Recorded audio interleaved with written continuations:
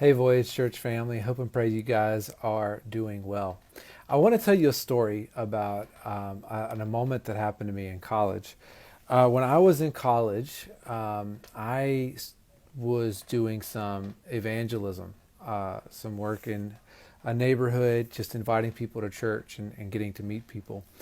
And one day I met this guy, and this guy was his life was a bit of a mess, to be quite honest. He had been on the run for some crimes that he had committed, and he started just kind of telling me this whole story about his life. And the first week, I was like, dude, that was weird, you know? But the next week, as we were going back and still trying to invite people to church in this outreach event that we were planning, we went back to the guy just to see if he was home, to try to invite him again. The first week he told us like, no, I'm not interested in church. And so we went back and he was there and he was kind of surprised that we came back. And we again just struck up another conversation.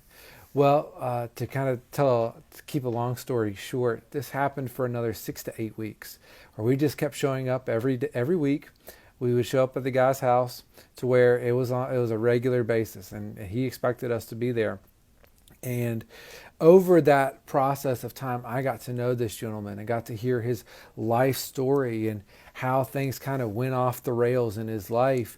And in that, after about 6 to 7 weeks, we began to be able to share the hope of the gospel and how Jesus seeks to restore us to God and seeks to make things right again.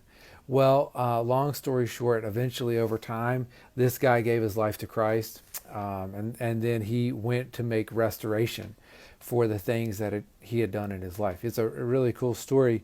But what we saw out of him, and something that rings true, I think, to all of us, and something we can all relate to, is often people don't care what we know until they know that we care. And it takes time to build that rapport, and it takes time for people to see that we care. And it takes listening ears to see that as well. I think one of the best pictures of this is found in Acts chapter 17. Paul goes to Athens, and he says that he's, so put off at all of the idolatry and everything taking place in the city. But his response isn't like this, super fundamentalist street preacher. He doesn't go all like ballistic preaching about the wrath of God or anything, but rather the scriptures tell us in Acts chapter 17 that we find Paul reasoning with people. And that word in the Greek, it carries this idea of listening and then speaking.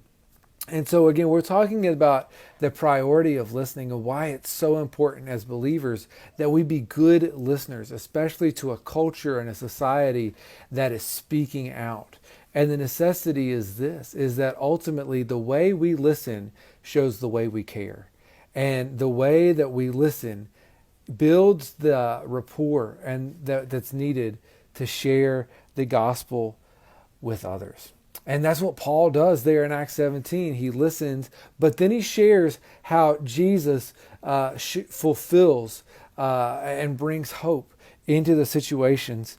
And, as we sit there, we think about that. We think about what's going on in our own society and how everyone's speaking out and how everyone has their social media platforms and all of these different things. My hope and my challenge to us as a church is this, is that what if the open door for us to share the gospel in our relationships is not what we have to say, but it's what we have to hear.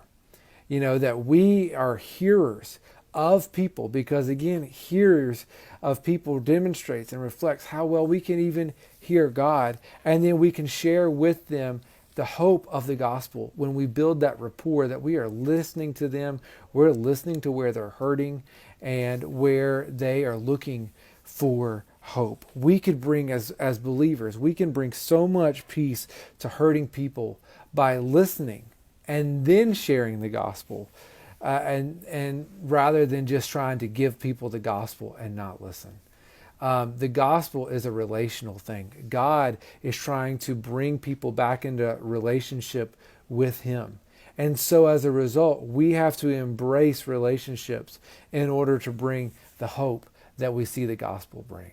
So, guys, my challenge to you today is if we're going to bring restoration of relationships from God to others, we have to be those peacemakers and be restoring relationships from ourselves to others. And we do that by listening and demonstrating compassion by listening to them and their concerns. So that's my challenge to you guys today. I hope and pray you guys have a fantastic day. God bless you.